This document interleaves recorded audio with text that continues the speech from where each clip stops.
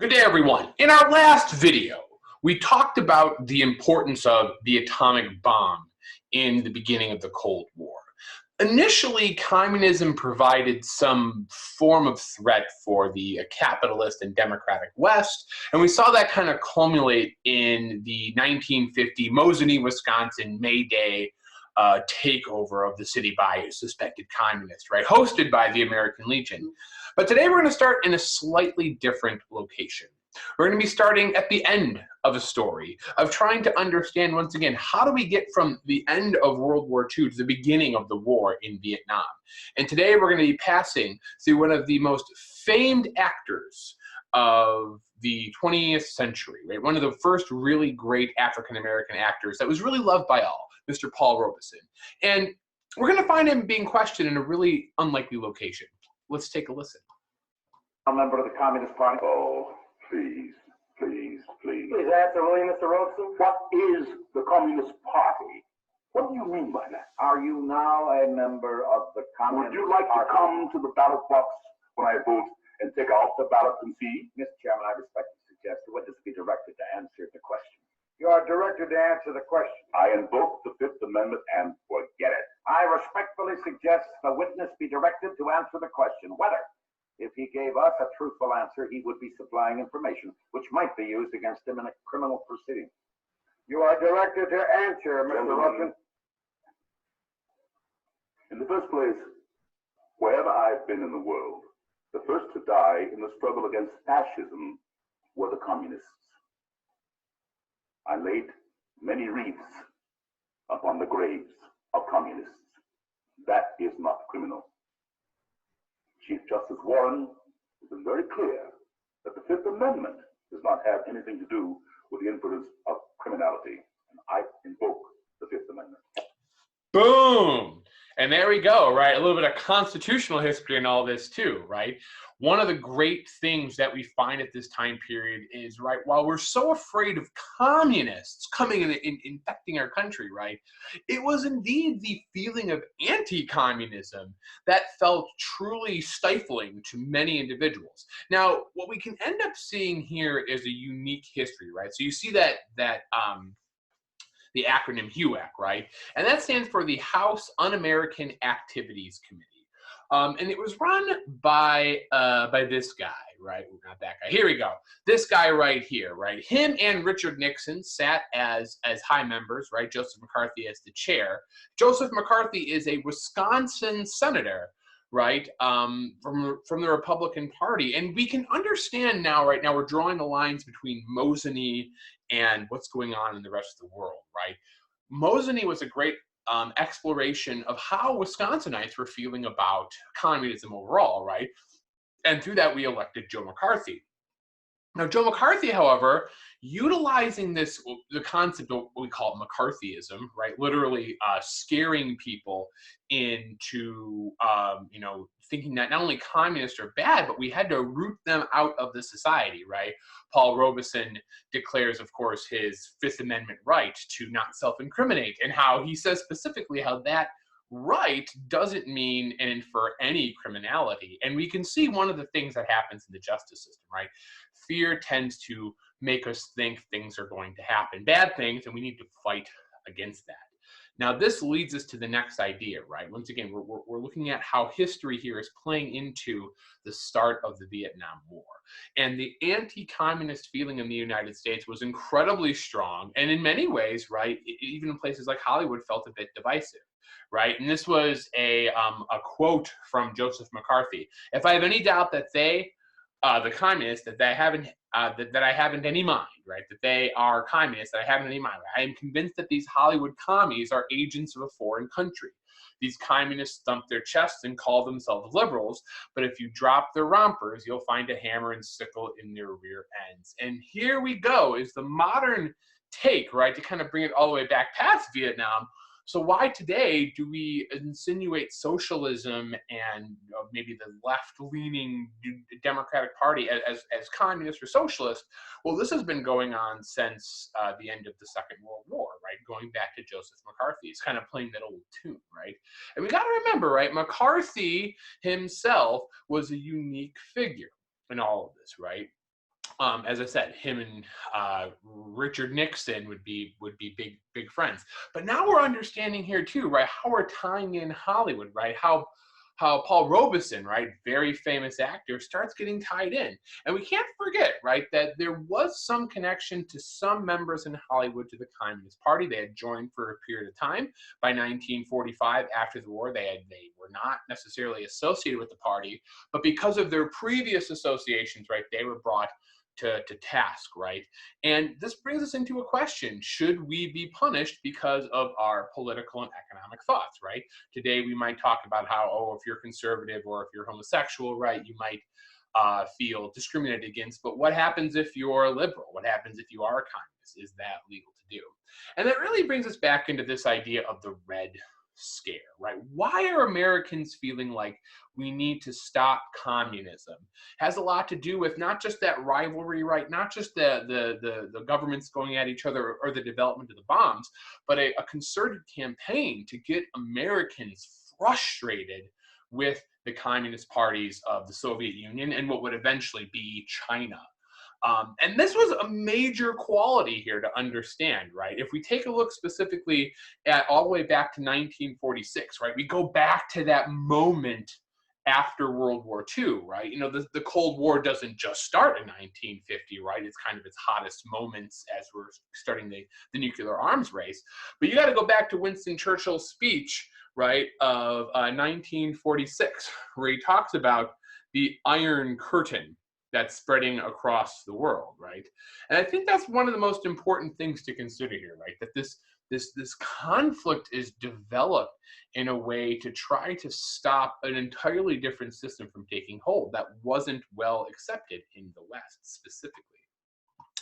And it becomes part of not just British policy, but specifically American policy, right? This was a really interesting source. This was in February 22nd, 1946, right? So just to kind of take a look, right? So days before Winston Churchill gives the famous Iron Curtain speech, right?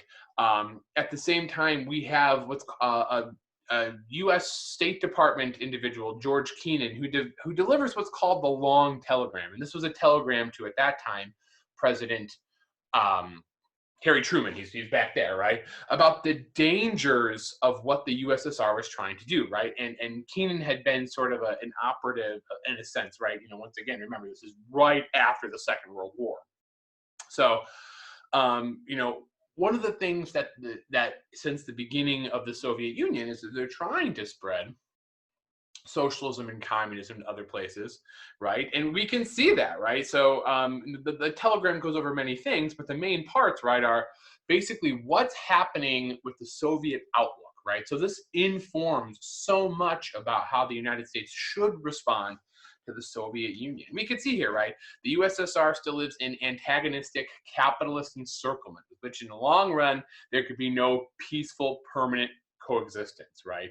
As stated by Stalin in 1927, in course of further development of international revolution, there will emerge two centers of world significance: a socialist center, drawing to itself the countries which tend towards socialism, and a capitalist center, right? And battle between these two centers for command of world economy will decide fate of capitalism and communism.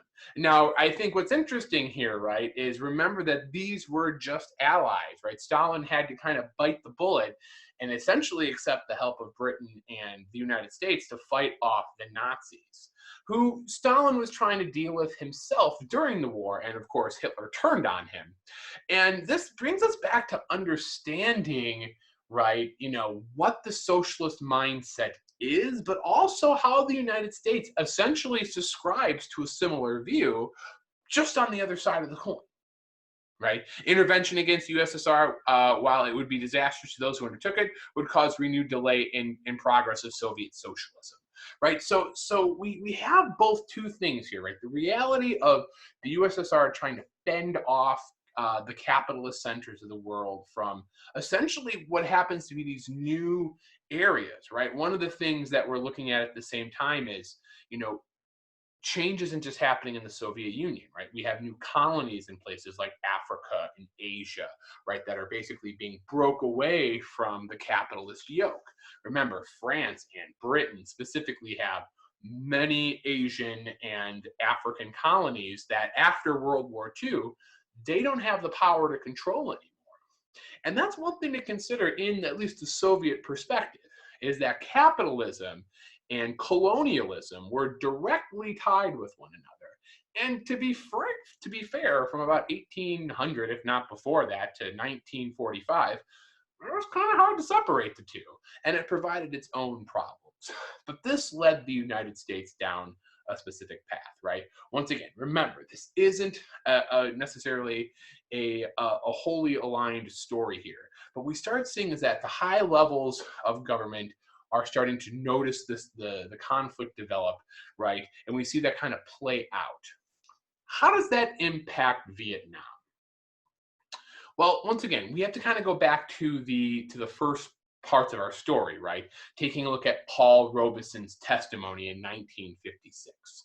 Because to really understand the process of how this works, right, we have to understand that it becomes part of a strategy to stop communism, right?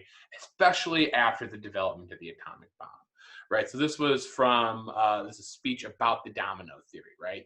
So after Harry Truman is elected, right, we have Republican President Eisenhower. Fun fact, right? Eisenhower was courted by both the Democrats and the Republicans, and we sided with the Republicans. Though, much like a Washington, right, Eisenhower tried to keep things very centric, right? He didn't necessarily want to take policies too far to the ideological Republican or ideological Democratic side.